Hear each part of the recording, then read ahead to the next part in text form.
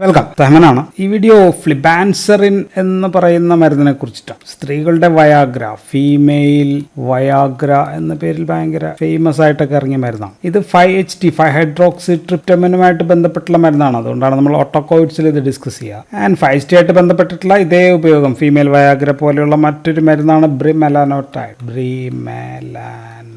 Then 5-HT ആയിട്ട് ബന്ധപ്പെട്ടിട്ടുള്ള പുരുഷന്മാരിൽ ശീഘ്രസ്ഖലനത്തിനൊക്കെ ഉപയോഗിക്കാവുന്ന ഒരു മരുന്നാണ് ഡാപ്പോക്സെറ്റിൻ എന്ന് പറയുന്നത്. ഡാപ്പോക്സെറ്റിൻ. സോ 5-HT ആയിട്ട് ബന്ധപ്പെട്ടിട്ടുള്ള ഇങ്ങനെ ഉപയോഗങ്ങളുള്ള മരുന്നുകൾ ഉണ്ട്. സോ അതുകൊണ്ട് 5-HT ആയിട്ട് ബന്ധപ്പെട്ടുള്ള ഈ സീരീസിൽ നമുക്ക് ആദ്യത്തെ മരുന്ന് എന്ന് ഫ്ലിബാൻസറിൻ എന്ന് പറയുന്ന മരുന്നിനെ കുറിച്ച് നമുക്ക് ഡിസ്കസ് ചെയ്യാം. സോ ഇതിന്റെ ഉപയോഗം സ്ത്രീകളിലെ ലൈംഗിക വിരക്തിക്കെതിരാണ്. സ്ത്രീകളിലെ ലൈംഗിക വിരക്തി, താല്പര്യമില്ലായ്മ. സോ അതിനെതിരെ എത്തിയ ആദ്യ മരുന്നാണ്, ഫസ്റ്റ് മരുന്നാണ് ഈ ഗ്രൂപ്പിലെ അല്ലെങ്കിൽ ഈ സമാനമായിട്ടുള്ള ഉപയോഗത്തിന്. 2015 ADDYI എന്ന പേരിലാണ് പുറത്തിറങ്ങിയ മരുന്ന്. ഉപയോഗം ഓൺലി ഫോർ ഫീമെയിൽസ്, സ്ത്രീകളിൽ മാത്രമാണ്, പുരുഷന്മാരിലൊന്നും യാതൊരു ഉപയോഗമില്ല, പുരുഷന്മാർക്കുള്ളതല്ല. ആൻഡ് ഇത് ഉപയോഗം നിർദ്ദേശിക്കുന്ന കണ്ടീഷൻ എന്ന് പറഞ്ഞാൽ HSSD, hypoactive sexual desire in female എന്ന് കേൾക്കുമ്പോൾ എല്ലാ ഫീമെയിൽസിനും ഇത് ഉപയോഗമില്ല. Only in premenopausal, menopause ആവാത്ത പ്രീ മെനപ്പോസൽ വുമണിൽ മാത്രം ഉപയോഗിക്കുന്ന മരുന്നാണ്. ആർത്തവ വിരാമം വന്നവരിൽ ഉപയോഗിമില്ല.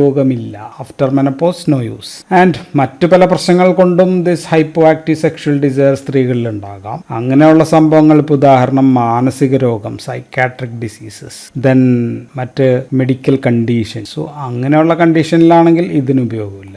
രണ്ട്, എന്തെങ്കിലും ബന്ധങ്ങളുടെ ഇടയിലുള്ള വിള്ളൽ, അല്ലെ മാനസികമായ ബന്ധങ്ങളുടെ ഇടയിലുള്ള വിള്ളൽ മൂലം ഉള്ള പ്രശ്നങ്ങൾ, അല്ലെങ്കിൽ പേഴ്സണൽ റിലേഷൻഷിപ്പോ അങ്ങനെയൊക്കെയുള്ള പ്രശ്നങ്ങൾ മൂലം ഉണ്ടാവുകയാണെങ്കിലും ഇതിന് ഉപയോഗമില്ല. ദെൻ മരുന്നുകൾ, ഏതെങ്കിലും മരുന്നുകളൊക്കെ ഉപയോഗിച്ചിട്ട്, ഡ്രഗ്സ് ഉപയോഗിച്ചിട്ടുള്ള ഹൈപ്പോ ആക്റ്റീവ് സെക്ഷുവൽ ഡിസയർ വന്നു കഴിഞ്ഞാലും അപ്പോഴും ഇതിന് ഉപയോഗമില്ല. സോ അല്ലാത്ത ഓർഗാനിക് ആയിട്ടുള്ള കാര്യങ്ങൾ കൊണ്ട് മാത്രം ഉണ്ടാകാവുന്ന ഫീമെയിൽ സെക്ഷുവൽ ഡിസയർ കുറവ്, hypo active female sexual desire. So അതിനുവേണ്ടി മാത്രം ഉപയോഗിക്കുന്ന മരുന്നാണ്. ലൈംഗിക താല്പര്യം വർദ്ധിപ്പിക്കാൻ വേണ്ടി എന്നാൽ ഉപയോഗിച്ചേക്കാം എന്ന് കരുതി ആരെങ്കിലുമൊക്കെ ഉപയോഗിച്ചിട്ട് ഒരു കാര്യമില്ല, അതിനും ഉപയോഗമില്ല. പക്ഷേ എങ്കിലും ഒരുപാട് ദുരുപയോഗമുള്ളൊരു മരുന്നാണിത്.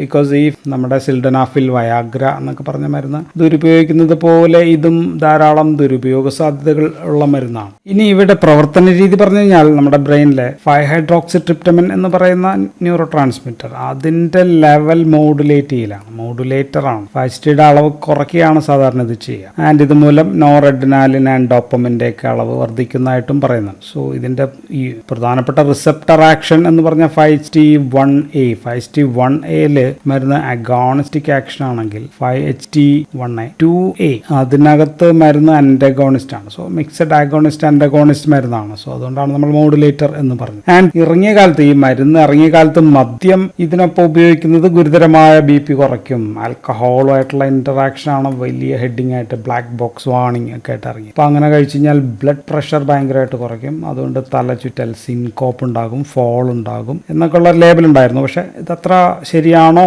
അത്ര ബാധകമാണോ എന്ന് FDA പിന്നീട് നിർദ്ദേശങ്ങൾ ചോദിച്ചിട്ടുണ്ടായിരുന്നു. എന്നാലും ഇപ്പം അത്രയും നിർബന്ധമൊന്നും പറയാറില്ല. എങ്കിലും ഒരുമിച്ച് ആൽക്കഹോൾ ഒരുമിച്ച് ഒഴിവാക്കുന്നതാണ് നല്ലത്. കഴിക്കുകയാണെങ്കിൽ തന്നെ മദ്യം കഴിച്ച ഒരു 2 to 3 hours ശേഷം മാത്രം കഴിക്കുക. ആ മരുന്ന് രാത്രിയാണ് കഴിക്കാൻ പറയുക, അപ്പോൾ രാത്രി കഴിക്കുക, പിന്നീട് ഇത് മദ്യം കഴിക്കാതിരിക്കുക എന്നുള്ളതാണ്, ഒഴിവാക്കുക അതിനുശേഷം. ഇതാണിപ്പോൾ സാധാരണ പൊതുവെ നിർദ്ദേശിക്കുന്ന ഒരു രീതി എന്ന് പറയും. അപ്പോൾ മദ്യമായിട്ടുള്ള ഒരു പ്രശ്നമാണ് പ്രധാനപ്പെട്ട ഒരു പ്രശ്നമായിട്ട് പറഞ്ഞത്. ദെൻ രണ്ടാമത്തെ ഒരു പ്രശ്നം ബ്ലഡ് പ്രഷർ കുറയുക എന്നുള്ളതാണ്, ഹൈപ്പോ ടെൻഷൻ ഉണ്ടാക്കാം എന്നുള്ളതാണ്. എല്ലാവരിലും ഒന്നല്ല, കുറച്ച് ആൾക്കാരിലൊക്കെ ചിലപ്പോൾ ഉണ്ടാക്കിയേക്കാം. സോ പകൽ സമയത്ത് ജോലിയൊക്കെ ചെയ്യുന്ന ആൾക്കാർ മരുന്ന് കഴിയുന്നതും ഒഴിവാക്കുക. രാത്രിയാണുള്ള മരുന്ന് കഴിക്കാൻ നിർദ്ദേശിക്കുക. കിടക്കുന്നതിന് മുമ്പ് 100 മില്ലിഗ്രാം ഇതാണ് നിർദ്ദേശിക്കുക. മരുന്ന് പകൽ നിർദ്ദേശിക്കുന്നില്ല. ദെൻ മൂന്നാമത്തെ മരുന്ന് ഒഴിവാക്കേണ്ട ആൾക്കാരെന്ന് വെച്ച് കഴിഞ്ഞാൽ കരൾ രോഗികളാണ്. ലിവർ ഡിസീസസ് ഉണ്ടെങ്കിൽ അതിന്റെ മെറ്റബോളിസം കുറയും. മെറ്റബോളിസം കുറയുമ്പോൾ ഡ്രഗിന്റെ എമൗണ്ട് ഇൻ ദ ബോഡി കൂടും. അപ്പോഴത്തേക്ക് മരുന്ന് അതിന്റെ ദോഷഫലങ്ങളൊക്കെ കാണിച്ചേക്കാം. സോ അതുകൊണ്ട് ലിവർ ഡിസീസ് ഉള്ള ആൾക്കാരും ഇത് ഒഴിവാക്കണം.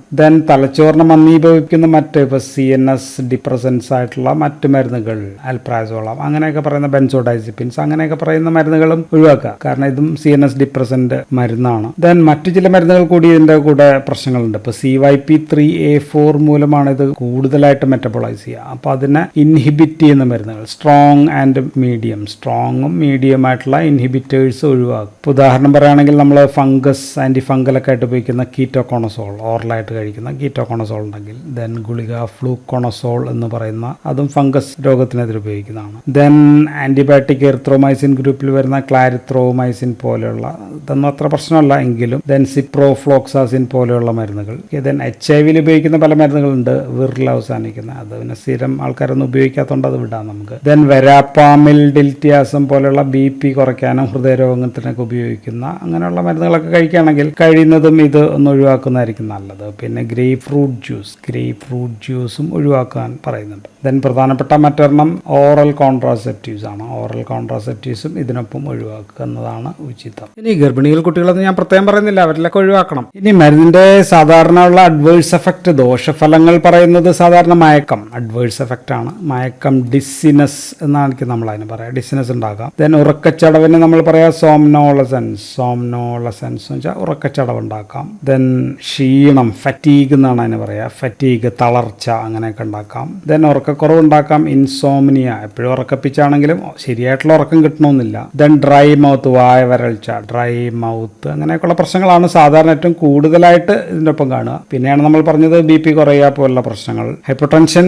ഒക്കെ ഉണ്ടാകാനുള്ള ചാൻസ് ഉള്ള ആൾക്കാരാണെങ്കിൽ അത് ഒഴിവാക്കുന്നതായിരിക്കും നല്ലത്. ദെൻ ഡ്രൈവിങ്ങോ അല്ലെങ്കിൽ മെഷീനറി അല്ലെങ്കിൽ സൂക്ഷ്മ ശ്രദ്ധ വേണ്ടുന്ന ജോലികളൊക്കെ ചെയ്യുകയാണെങ്കിൽ ഒഴിവാക്കുക. പകലും മരുന്ന് കഴിക്കാതിരിക്കുക, മരുന്ന് പറയുന്നില്ല. ദെൻ തലചുറ്റൽ, ഫോളിങ്, അങ്ങനെയൊക്കെയുള്ള ചാൻസസ് ഒന്ന് ശ്രദ്ധിച്ചേക്കുക എന്നുള്ളതാണ് മരുന്നിനെ പറ്റി പറയാനുള്ള ബാക്കി പ്രശ്നങ്ങൾ, അഡ്വേഴ്സ് എഫക്റ്റ്. സോ മരുന്ന് കഴിക്കുന്ന ദിവസം രാത്രിയാണ് കഴിക്കുക. 100 മില്ലിഗ്രാം 100 മില്ലിഗ്രാം ആണ് ദിവസം കഴിക്കുക. പരമാവധി 8 ആഴ്ച മാത്രമേ കഴിക്കാൻ പറയുന്നുള്ളൂ. 8 ആഴ്ച കഴിച്ചിട്ട് നിങ്ങൾക്ക് ഗുണമില്ല, ഇൻക്രീസ് ലിബിഡോ ഇൻക്രീസ് ചെയ്യുന്നില്ല എങ്കിൽ, നോ ഇൻക്രീസ് എങ്കിൽ പിന്നെ മരുന്ന് കഴിച്ചിട്ട് കാര്യമില്ല. ഫർദർ വീണ്ടും മരുന്ന് കഴിച്ചിട്ട് കൂടുമോ നോക്കിയിട്ട് കാര്യമില്ല. സോ നോ എഫക്റ്റ്, വീണ്ടും കഴിക്കേണ്ട കാര്യമില്ല. ആൻഡ് മരുന്ന് എത്തിയത് ആന്റി ഡിപ്രസന്റ് ആയിട്ടാണ് കേട്ടോ, ആന്റി ഡിപ്രസന്റ് ആയിട്ടാണ് മരുന്ന് എത്തിയത്. പക്ഷെ പിന്നീട് ഈ പറയുന്ന HSSDക്ക് വേണ്ടി ഉപയോഗിച്ചു. അങ്ങനെ ഫേമസ് ആയിട്ടുള്ള ഒരു മരുന്നാണ്. ആൻഡ് ഇങ്ങനെയുള്ള മരുന്ന് കൂട്ടത്തിൽ ആദ്യത്തേതാണെന്ന് ഞാൻ പറഞ്ഞു. ഫലമുണ്ട് എന്നാണ് ഇപ്പോൾ ഉള്ള സൂചനകൾ. ഇപ്പോൾ 2014 ഇത് ഇറങ്ങിയത്, 14-15 കാലഘട്ടത്തിലാണ് ഇറങ്ങിയത്. പിന്നീട് ഇത്രയും വർഷമായി, അപ്പോൾ